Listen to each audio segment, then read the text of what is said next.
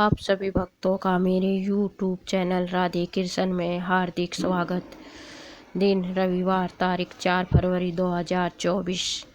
आज की वीडियो में हम शिव महापुराण अध्याय 10 और 11 के बारे में जानेंगे। आप सभी भक्तों पर शिव भगवान और माता पार्वती की असीम कृपा बनी रहे और आपकी सभी इच्छाएं भगवान शिव और माता पार्वती पूरी करें। बोलो शिव शंकर भगवान की जय। शिव महापुराण अध्याय 10। श्री हरि को सृष्टि की रक्षा का भार एवं भोग मोक्ष दान का अधिकार दे भगवान शिव का अंतर ध्यान होना। परमेश्वर शिव बोले, उत्तम व्रत का पालन करने वाले हरे विष्णु, अब तुम मेरी दूसरी आज्ञा सुनो। उसका पालन करने से तुम सदा समस्त लोक में माननीय और पूजनीय बने रहेंगे।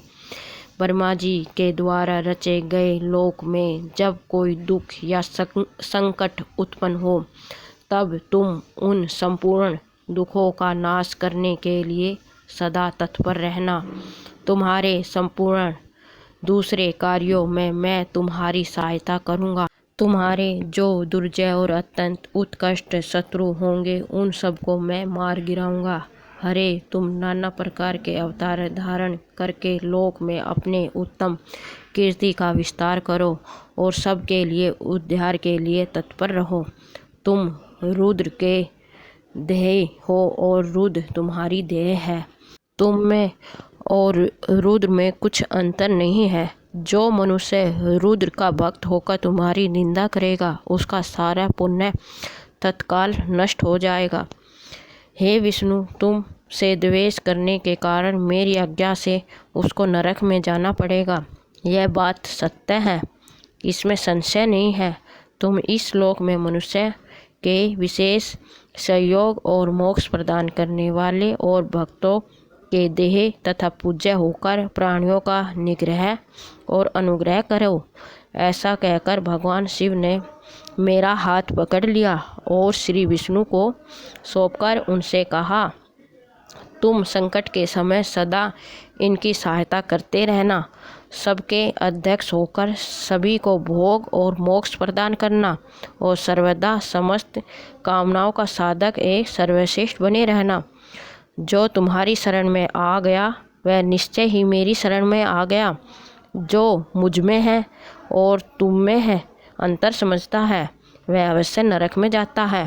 ब्रह्मा जी कहते हैं, हे देव ऋषि नारद, भगवान विष्णु का यह वचन सुनकर मेरे साथ भगवान विष्णु ने सबको वश में करने वाले विश्वनाथ को प्रणाम करके मंद स्वर में कहा। श्री विष्णु बोले, करुणा सिंधु जगन्नाथ शंकर, मेरी यह बात सुनिए। मैं आपकी आज्ञा के अधीन रहकर यह सब कुछ करूँगा। स्वामी, जो मेरा भक्त होकर आपकी निंदा करे, उसे आप निश्चय ही नरक वास प्रदान करें। नाथ को उसका भक्त वह मुझे अत्यंत प्रिय है। जो ऐसा जानता है, उसके लिए मोक्ष दुर्बल नहीं। श्री हरि का यह कथन सुनकर दुखहारी हर ने उनकी बात का अनुमोदन किया और नाना प्रकार के धर्मों का उपदेश देकर हम दोनों के हित की इच्छा से हमें अनेक प्रकार के वर दिए। इसके बाद भक्त वत्सल्य शंभु कृपा पूर्वक हमारी ओर देख कर हम दोनों के देखते देखते जैसे ही अंतर ध्यान हो गए, तभी से इस लोक में लिंग पूजा का विधान चालू हुआ है। लिंग में प्रतिष्ठित भगवान शिव भोग और मोक्ष देने वाले हैं। शिवलिंग की जो वेदी या आराध्य है, वह महादेवी का स्वरूप है और लिंग साक्षात महेश्वर का है। लय का अभिष्ठान होने के कारण भगवान शिव को लिंग कहा गया है, क्योंकि उन्हीं में निखिल जगत का वास होता है। महामुनि, जो शिवलिंग के समीप कोई कार्य करता है, उसके पुण्य का वर्णन करने की शक्ति मुझ में नहीं है। बोलो शिव शंकर भगवान की जय। 10वां अध्याय समाप्त। अध्याय 11। शिव पूजन की विधि तथा उसका फल। ऋषि बोले, व्यास शिष्य सूत जी, आपको नमस्कार। आज आपने भगवान शिव की बड़ी अद्भुत एवं परम पावन कथा सुनाई। हे दयानिधे, ब्रह्मा और नारद जी के संवाद के अनुसार आप हमें पूजन की विधि बतलाइए जिससे यहाँ भगवान शिव संतुष्ट होते हैं। ब्राह्मण, क्षत्रिय, वैश्य और शूद्र सभी शिव की पूजा करते हैं। वह पूजन कैसे करना चाहिए? आपने व्यास जी के मुख से इस विषय को जिस प्रकार सुना वह बताइए। महर्षियों का यह कल्याणप्रद एवं सुश्रुति समस्त वचन सुनकर सूत जी उन मुनियों के प्रश्न के अनुसार सब बातें प्रसन्नतापूर्वक बताइए। सूत जी बोले, हे मुनियों, आपने बहुत अच्छी बात पूछी, परंतु वह रहस्य की बात है। मैंने इस विषय को जैसा सुना है और जैसी मेरी बुद्धि है उसके अनुसार आज कुछ कह रहा हूँ। जैसे आप लोग पूछ रहे हैं और उसी तरह पूर्व काल में व्यास जी ने सनत कुमार जी से पूछा था, फिर उसे उपमानु जी ने भी सुना था। व्यास जी ने शिव पूजन आदि को जो भी विषय सुना था उसे सुनकर उन्होंने लोकहित की कामना से मुझे बता दिया। इसी विषय को भगवान श्री कृष्ण ने महात्मा उपमन्यु से सुना था। पूर्व काल में ब्रह्मा जी ने नारद जी से इस विषय में जो कुछ कहा था वही इस समय मैं कहूँगा।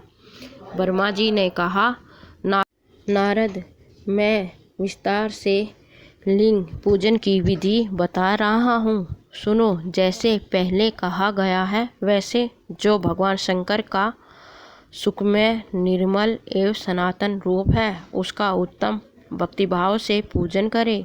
इससे समस्त मनोवांछित फल की प्राप्ति होगी। दरिद्रता, रोग, दुख तथा शत्रु जन्य पीड़ा, यह 4 प्रकार के कष्ट तभी तक रहते हैं जब तक मनुष्य भगवान शिव का पूजन नहीं करता। भगवान शिव की पूजा होते ही सारे दुख विलीन हो जाते हैं और समस्त सुखों की प्राप्ति हो जाती है। तब पश्चात समय आने पर उपासक की मुक्ति भी होती है।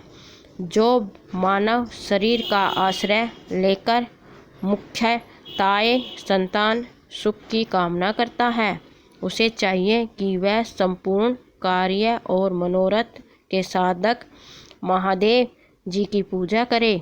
ब्राह्मण, क्षत्रिय, वैश्य, शूद्र भी संपूर्ण कामनाओं तथा परियोजनाओं की सिद्धि के लिए कर्म से विधि के अनुसार भगवान शंकर की पूजा करें।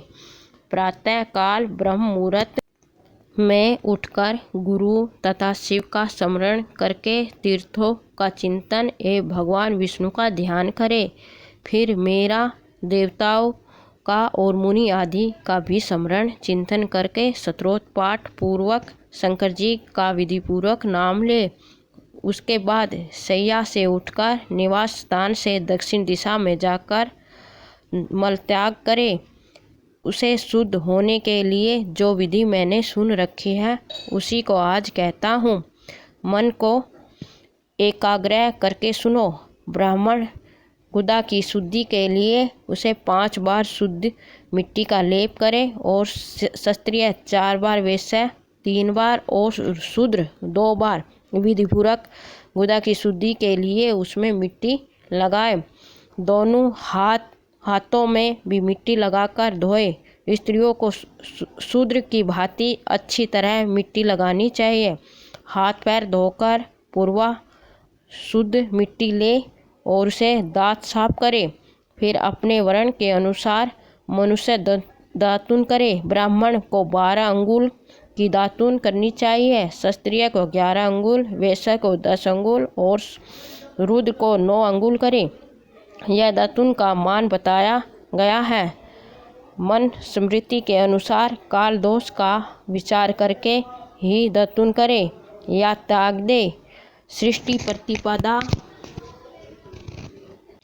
अमावस्या, नवमी, व्रत का दिन, सूर्यास्त का समय, रविवार का श्राद्ध दिवस या दंत दमन के लिए वर्जित है। इसमें दातुन नहीं करनी चाहिए। इसके पश्चात तीर्थों के जल से आदि में जाकर विधि पूर्वक स्नान करना चाहिए। विशेष देशकाल आने पर मंत्रोच्चारण पूर्वक स्नान करना उचित है। स्नान के बाद पहले आचमन करके वह वस्त्र धारण करें, फिर सुंदर एकांत स्थान में बैठकर संध्या विधि का अनुष्ठान करें। यथा योग्य संध्या विधि का पालन करने पूजा का कार्य आरंभ करें। मन को स्थिर करके पूजा गृह में प्रवेश करें। वहाँ पूजन सामग्री लेकर सुंदर आसन पर बैठे। पहले न्यास आदि करके कर्म से हर महादेव जी की कृपा करें। शिव की पूजा से पहले गणेश जी की, द्वारपालों की और दिक्पालों की भी भली भांति पूजा करके पीछे देवता के लिए पीठ स्थान की कल्पना करें अथवा अष्टदल कमल बनाकर पूजा द्रव के समीप बैठे और उस कमल पर ही भगवान शिव को समासीन करें। तत्पश्चात 3 आचमन करके पुण्य दोनों हाथ धोकर 3 प्रणाम करके मध्यम प्रणाम अर्थात कुंभ करते हुए त्रिनेत्र धारी भगवान शिव का इस प्रकार ध्यान करें। उनके 5 मुख, 10 भुजाएं शुद्ध सैप्टिक के समान क्रांति है। सब प्रकार के आभूषण उनके श्री अंगों को विभूषित करते हैं तथा वे व्याघ चर्म की चादर ओढ़े हुए हैं। इस तरह ध्यान करके यह भावना करें कि मुझे भी इनके समान ही रूप प्राप्त हो जाए। ऐसी भावना करके मनुष्य सदा के लिए अपने पाप को भस्म कर लेते हैं। इस प्रकार भावना द्वारा शिव का ही शरीर धारण करके उन परमेश्वर की पूजा करें। शरीर षडंग व्यास करें। ओम आदित्य रूप से संकल्प वाक्य का प्रयोग करके फिर पूजा आरंभ करें। व्याग अर्ध और आचमन के लिए पात्रों को तैयार करके रखें। बुद्धिमान पुरुष विधि पूर्वक भिन्न भिन्न प्रकार के 9 कलश स्थापित करें। उन्हें कुशाओं से ढककर रखें। कुशाओं से ही जल लेकर उन सब का प्रोक्षण करें। तत्पश्चात उन सभी पात्रों में शीतल जल डालें। खस और चंदन को व्याग पात्र में रखें। चमेली के फूल, शीतल, चीनी, कपूर, बड़ की जड़ और तमाल, इन सब को यथोचित रूप से कूट पीसकर चूर्ण बना ले और आमानीय के पात्र में डाल ले। इलायची और चंदन को भी सभी पात्रों में डालना चाहिए। देवादिदेव महादेव जी के पार्श्व भाग में नंदीश्वर का पूजन करें। गंध, धूप और भांति भांति के दीपों द्वारा शिव की पूजा करें। फिर लिंग नगन शुद्धि करके मनुष्य प्रसन्नता पूर्वक मंत्र समूहों के आदि में प्रवण तथा अंत में नम पद करके उनके द्वारा इष्ट देव के लिए यथोचित आसन की कल्पना करें। फिर प्रण से पदासन की कल्पना करके यह भावना करें कि इस कमल का पूर्व दल साक्षात अणिमा नामक ऐश्वर्य रूप तथा अविनाशी है। दक्षिण दल लघिमा है और पश्चिमी दल महिमा है। उत्तर दल प्राप्ति है। अग्नि कोण का दल पराक्रम है। नेत्रतव कोण दल ईशव तव है। वायव्य कोण का दल वसीतव है। ईशान कोण का दल सर्वज्ञत्व है और उस कमल की कर्णिका को सोम कहा जाता है। सोम के नीचे सूर्य है, सूर्य के नीचे अग्नि है और अग्नि के नीचे धर्म आदि के स्थान है। कर्मशः से ऐसी कल्पना करने के पश्चात चारों दिशाओं में अभिव्यक्त महत्व, अहंकार और उनके विकारों की कल्पना करें। सोम के अंत में सत्य, रज, तम, इन तीनों गुणों की कल्पना करें। इनके बाद यजो, जातम, प्राग्नि इत्यादि मंत्र से परमेश्वर शिव का आह्वान करें। ओम वासुदेवाय नमः इत्यादि वामदेव मंत्र से उनका आसन पर विराजमान करें। फिर ओम तत्पुरुषाय वेदी इत्यादि रुद्र गायत्री द्वारा इष्ट देव का सानिध्य प्राप्त करके उन्हें अघोर भय इत्यादि अघोर मंत्र से वहाँ निरुद्ध करें। फिर इस विद्याए नाय इत्यादि मंत्र से आराध्य देव का पूजन करें। बाग और आचमनों से अर्पित कर अर्घ दे। तत्पश्चात गंध और चंदन मिश्री जल से विधि पूर्वक रुद्रदेव को स्नान कराए। पंचगण निर्माण की विधि से 5 दिव्यों को एक पत्र में लेकर प्रण से ही अभिमंत्रित करके उन मिश्री गण गव्य पदार्थों द्वारा भगवान को नहलाए। तत्पश्चात प्रथम दूध, दही, मधु, घी, गन्ने के रस से नहलाकर समस्त अभिष्टों के दाता और हितकारी पूजनीय महादेव जी को प्रण के उच्चारण पूर्वक पवित्र द्रव्यों द्वारा अभिषेक करे। पवित्र जलों पात्रों में मंत्रोच्चारण पूर्वक जल डालने से पहले साधक श्वेत वस्त्र से उस जल को यथोचित रीति से छान ले। उस जल को जब तक दूर न करे तब तक इष्ट देव को चंदन न चढ़ा दे। तब सुंदर द्वारा प्रसन्नता पूर्वक शंकर जी की पूजा करे। उनके ऊपर कुश, अपार मार्ग, कपूर, चमेली, चंपा, केनर, कमल आदि चढ़ाए और पूजा करे। परमेश्वर शिव के ऊपर जल की धारा की व्यवस्था करे। जल के द्वारा मंत्रोच्चारण पूर्वक पूजा करनी चाहिए। यह समस्त फलों को देने वाली होती है। ओम नमः शिवाय। जय शिव शंकर भगवान। 11वां अध्याय समाप्त। आपको मेरा वीडियो कैसा लगा कमेंट बॉक्स में ज़रूर बताएं। मेरे वीडियो को लाइक, शेयर व सब्सक्राइब करें। धन्यवाद।